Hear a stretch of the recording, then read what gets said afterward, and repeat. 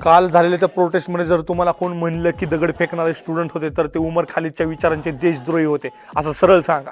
कारण आपल्या देशाचे स्टुडंट आणि जेनझी एवढ्या मंदबुद्धीचे नाही की स्वतःच्या आर्मीवरती आणि पोलिसांवरती मारायला जातील. त्या प्रोटेस्टमध्ये सगळे दगड फेकणारे नव्हते. त्या प्रोटेस्टमध्ये स्वतःच्या फ्युचरसाठी स्वतःच्या एज्युकेशनसाठी आलेले सुद्धा स्टुडंट होते. जे प्रोटेस्टच्या सुरुवातीपासून ते शेवटपर्यंत फक्त एज्युकेशनसाठीच आले होते. कालच्या प्रोटेस्टमध्ये जेवढ्यांनी काट्या खाल्ल्यात ना ते सगळे इनोसेंट स्टुडंटच होते. कारण त्यांना माहीतच नव्हते की ते प्रोटेस्टला परमिशनच मिळलेले नाहीये आणि ही परमिशन सांगणारे ते लीडर तिथे उपस्थितच नव्हते. ह्या सगळ्या लीडर्सनी जेनझी लोकांचा आणि स्टुडंटचा विश्वासघात केलाय. आता जर प्रोटेस्ट करायची असेल ना तर ना सीजेपी ना बीजेपी ना कुठलीच पॉलिटिशियन, फक्त एज्युकेशनसाठीच प्रोटेस्ट झाली पाहिजे. अरे त्या प्रोटेस्टमध्ये AISF CPI सारख्या संघटना होत्या. त्यामुळे जेनझी लोकांनी सुद्धा गुगलवरती सर्च करा पुढचा कोण आहे आणि तेव्हाच त्याला स्टेज द्या.